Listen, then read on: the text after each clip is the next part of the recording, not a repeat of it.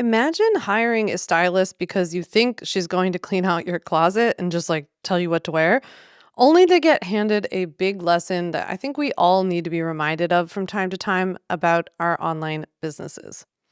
So here's the deal. 2025 is a really big year for me. You've heard me talk a lot about how my book is coming out. When I start my business, I'll be happy. It comes out April 15th. But also, my book is not only just like that's not the only thing, right? In addition to all my business stuff, but also my book is coming out and bringing along with it a lot of new opportunities that maybe wouldn't have otherwise been available to me in the past, or at least were like super hard for me to get. Like the things that I've been knocking on the door of are only finally opening now that I have a book, even though I'm the same person doing the same thing, right?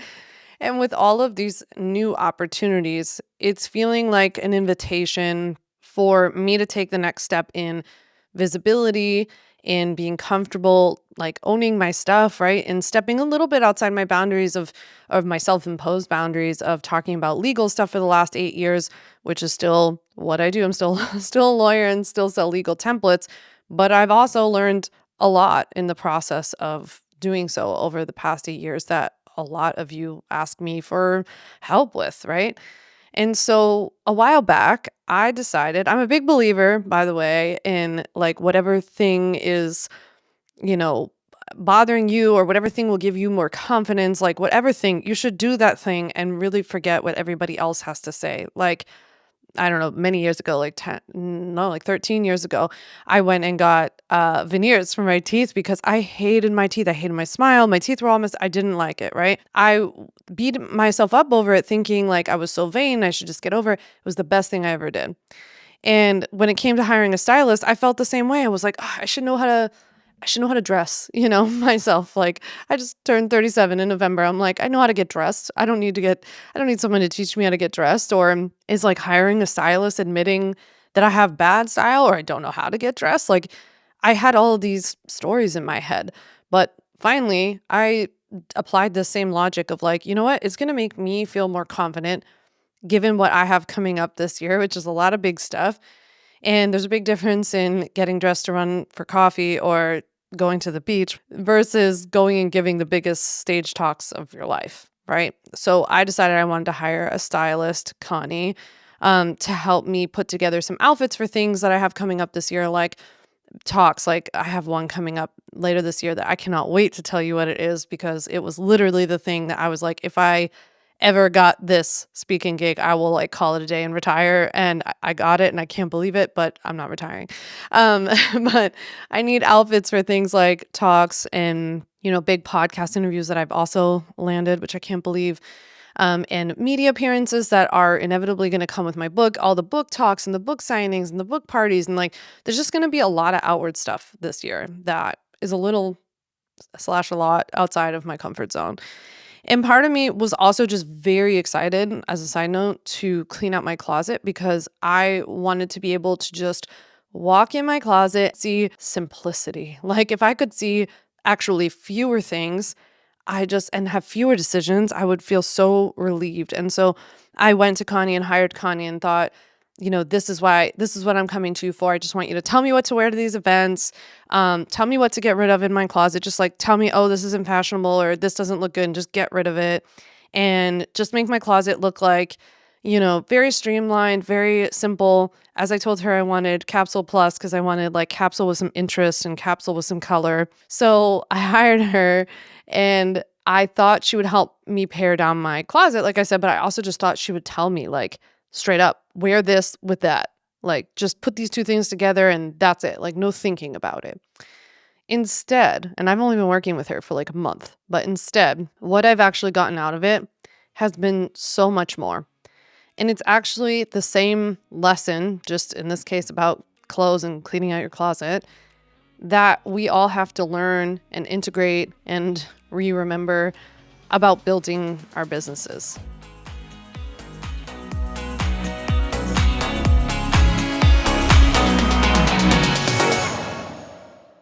So when I started working with Connie, the very first thing we did, we had these like two style sessions that were broken into two 2-hour chunks. And the first one was all about bottoms. So I tried on all these jeans that I own and that I love.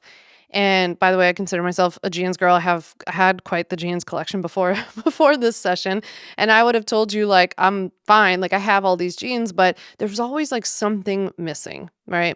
And so I try on all these jeans with her virtually, and I'm showing her on Zoom and stuff. And I thought she would be like, "Okay, keep those, don't keep those. Those are good, those aren't good, those look good.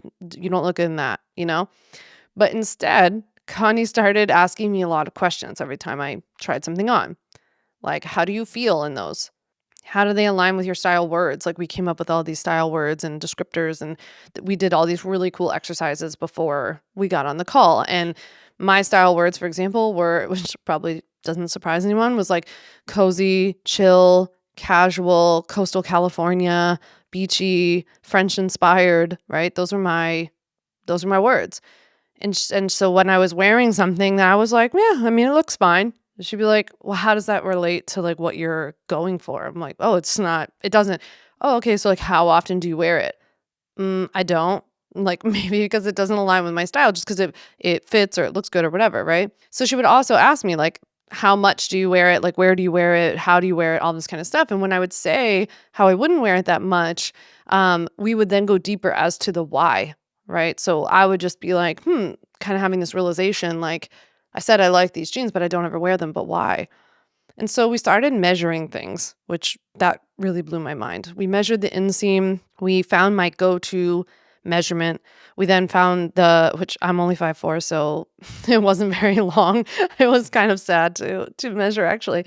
And then we measured the rise to find this like commonality amongst all these pants that I don't wear specifically at home. Like one of the problems I was trying to fit, I guess, was like I have all these jeans, but they don't also meet my lifestyle. Like even if they meet my style words, they don't meet my lifestyle. I work at home pretty much 24/7. If I do go out, it's to a coffee shop or sometimes I go to the library if I really need to write. And so I don't like to sit and have pants digging into my ribs, you know? So I had all these pants that I just wasn't wearing and they were too uncomfortable to wear with my current lifestyle. So a few days later, we get on the same call and we do the same exercise, but now with tops, right? So I tried on one after the next, pretty much striped. Every variation of stripe that you can think of, I've got it. I've got like every weight of long sleeve shirt, every weight of sweater, every color combo of stripe. I have like a stripe factory happening. So but that does meet my style where it's a French inspired and beachy. So I'll take it. But I tried these all on to show her what I have and stopping to tell her along the way. Now that I'm like starting to pick up on this, like, oh, I have this piece. I never wear it. Like, why am I keeping it? Or I would say to her, like, I have this, but I never wear it because XYZ. Like sometimes it would be like, I never wear this because I don't love the feel because it's synthetic fabric. That was something that came up a lot. It was like, it's synthetic fabric and it just doesn't feel good. It makes me like a little overheated. It makes my skin feel a little funny. Like I don't like it. I think it looks a little cheap or something, or I don't like the cut of this. I don't I kept telling her I thought some of my shirts looked too boob forward and like my boobs were entering the room first and I don't like that. So it was like, there were different reasons why I liked certain things or didn't wear them, or like I like the way it looks and maybe I would love it on you, but it just didn't work for me, right? And when I would explain this to Connie, like, oh, I don't love this sweater because it's tight on my arms, she would then stop and teach me, this is why. Do you see where the inseam runs? Do you see where do you see how there's a seam running up your shoulder? Or we would start to notice these commonalities. Like, do you notice that every time you have a drop shoulder on, like I'm wearing now, it's much more comfortable? Do you notice how that kind of softens your shoulders because you have broad athletic shoulders? You're very strong. So you feel a little bit more like cozy and chill, which aligns with your words, right? And she also, like, I have to give shout out to Connie. She's Art in the Find on Instagram. I'll link her down in the show notes. But she also, I felt like very empowered the entire time because she was not saying like, this is the right way to wear that, or you look bad in that. Like if I would really push her, like really, really push her, she would be like, if we were going shopping together, I wouldn't encourage you to buy it. Like, I think that was like the strongest thing she said. But instead we really tuned into how I felt, what my goals were, how I wanted to look and feel, whether things aligned. And then once I started noticing this pattern, oh, this is what was like so mind-blowing to me. Once I started noticing this pattern of like, oh, all shirts that have that stitching that go this way across my shoulder, for example, they're not very flattering and they're not comfortable. That's why I never wear it. Literally towards the end, I was just getting there to be like, nope, don't even have to try this on. I never wear it, and now I can see why. Like, it was just becoming so obvious. We were really meeting me where I'm at in my life right now. I'm not a corporate lawyer anymore. Thank God. I don't need suits. I don't need overly formal clothes. I don't live a very fancy lifestyle list the way that I would qualify that in the way of like getting dressed up and going out a lot. Like, I don't do that. I work at home. I'm home a lot. My friends are all really chill, thank God. When I go out to dinner, I mean, I wear like my nicer jeans and a sweater. So that's me. And I'm just like trying to get more and more comfortable with being like, that's just me. It's okay. I don't have to keep buying, as Kanye would say, like buying aspirational clothes for this like other person that I think I'm supposed to be. But that's not me, and it's not my life, and it doesn't align with stuff. And like, no wonder you buy stuff that then sits in your closet. RIP to the suede jacket that I had to get rid of. That is like literally not me ever. I don't know why I bought it. So here's the deal. Here's how this relates to your business. I can see this scenario playing out in so many other arenas in our lives. Like when you want to improve the way that you feel through your diet, or if you're a coach and somebody comes to you this way, right? And they want to improve their diet, and that person just wants to be handed a meal plan instead of learning how to build a healthy meal or build a healthy plate. Or, somebody wants to improve their strength, and they want a magic bullet. They want to know if they can start taking, colostrum and some other thing, right? And they want to get some quick fix instead of hearing that it actually takes a lot of repetitive, long-term effort to build muscle, for example. And I see this all the time in business and online business when people bounce from course to course or to freebie or to podcasts or to their new creator obsession du jour on Instagram because now they think that this person they just found out about on Instagram has the answer. Like in reality, as business owners, we have to learn why what we're doing is working or not working. Or, for example, I'll just pull this one off the top of my head. For example, like when you're designing a freebie, like opt-in, for example, to get people onto your email list, and then you're going to write some sort of nurture sequence, that's a series of emails people get after they opt into your freebie.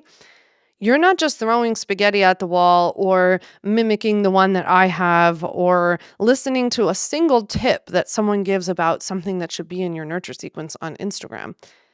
Instead, you have to understand the psychology of like someone coming into your world. First of all, you had to understand a lot about their psychology in order to get them to opt in, because you needed to understand their problems, their desires, the solution, their problem and solution awareness, for example. But you also then in the nurture sequence need to understand what elements need to be met in order for someone to hang around, in order for them to convert or do the next thing that you're asking them to do, in order to like properly nurture them, right? That's why it's called a nurture sequence. There is a science to it. It's not just about somebody setting this up for you and then going, here you go, good luck, run off with this nurture sequence. Because what's going to happen the next time that you need to write a nurture sequence? Because I have bad news for you. When you have your own online business, you need to be consistently creating new freebies, and you need different nurture sequences that pretty much go with all of them, or at least have emails that connect to a main nurture sequence. And you need to understand the elements of why a nurture sequence, this one works versus that one doesn't, or why mine's good versus somebody else is not converting, right? We need to learn why we're doing what we're doing. And just like my clothes, we also need to know what your goals are, not mine, not hers, not theirs, right? What your goals are and how you want to feel. And that also is based on how you want your business to feel and look. Like if we were using the clothes analogy, right? Like you have to be clear on what that style vibe is for your business. And when you go to do anything in your business, you need to ask yourself, does that match up with the vibe I'm saying I'm giving? Because that doesn't really sound right. I mean, I even think about that with myself with like, I'm very, I would consider myself to be a very chill, cozy business person, but some of my actions don't match up with that in terms of where I spend my time or put my efforts and energy, right? And so that's something that forces me to like have to check myself sometimes to be like, you say you want chill and cozy, but then you're like pouring a lot of effort into social media and it's not feeling so chill and cozy right now. You know what does feel chill and cozy? My podcast. And I put it aside for a few months to finish my book, right? Last year. That's where it's like our opportunity as business owners to make sure that we are aligning our time and our efforts with where we say, or how we say we want our businesses to feel. We need to match up your actions to your clear vision. And that vision, the steps to getting there, understanding why things work, it's not coming from someone else. There is no Connie coming to teach us how to run our businesses, right? She didn't tell me how to do that with clothes either, but they're not coming to tell you, pair this email with that social post and that will equal success. Do you know why? Because no one can do that for you. Nobody but you. Because being an online business owner takes a lot of practice. I feel like that's the news or the truth that just nobody wants to hear. But it takes a lot of practice, a lot of time, a lot of iterations, a lot of marination, a lot of things, right? A lot of hard work and effort. And I think what a lot of people don't understand is that it's not just like, for example, it's not just like if you went up to bat for a baseball game and you just like, okay, you just throw me like 1,000 pitches, and by the end of the 1,000 pitches, I'll be hitting like Barry Bonds, right? That's not how it works, because even Barry Bonds, for example, in the beginning, let's put like natural talent aside, but in the beginning, when Barry Bonds wasn't making contact with the ball or was only hitting singles and not home runs, he had to understand why. What was it about his stance, about his reading of the ball, about the curve of the pitch, right? Like, you start to get very tuned in to why are these things working? Why are they not working? Why is this thing sticking or landing? Why does it not feel good for me, let alone why does it not work for other people, right? And that takes a lot of freaking time and practice. The same goes for legal stuff for your online business, by the way. You don't need to become a lawyer. Like, you don't need to become any of the things I'm saying. Like, I don't need to be a professional stylist. That's not the goal.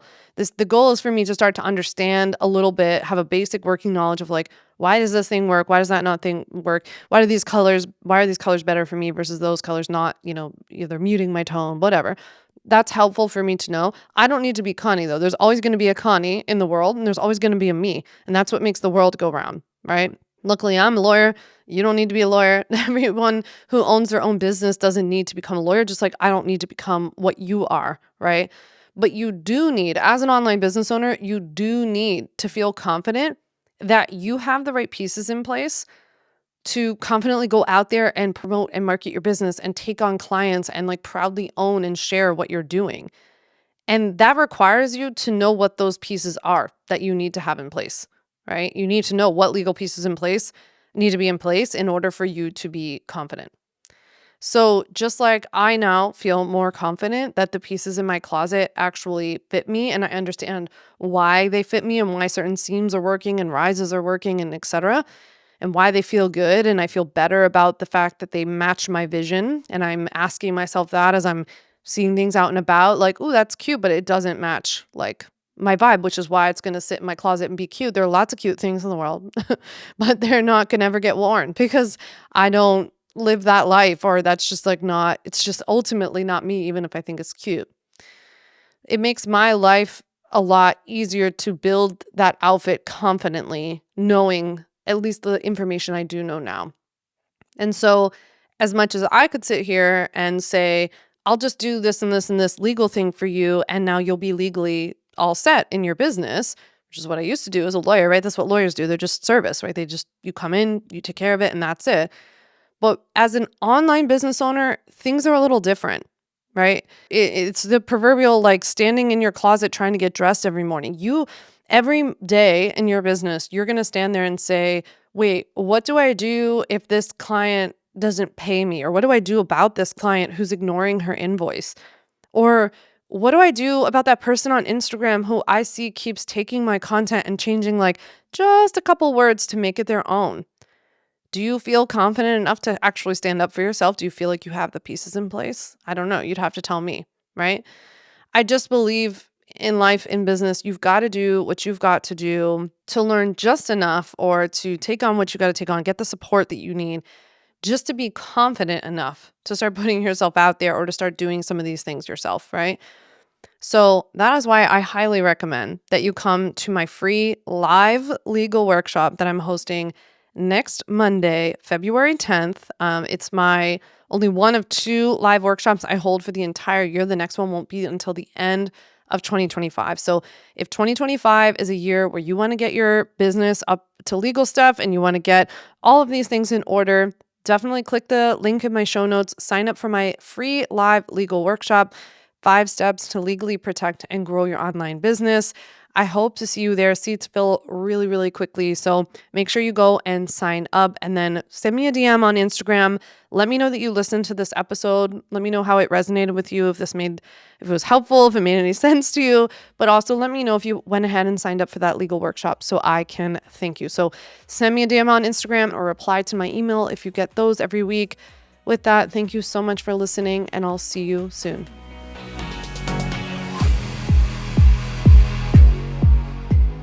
Thanks so much for listening to the On Your Terms podcast. Make sure to follow on Apple Podcasts, Spotify, or wherever you like to listen to podcasts.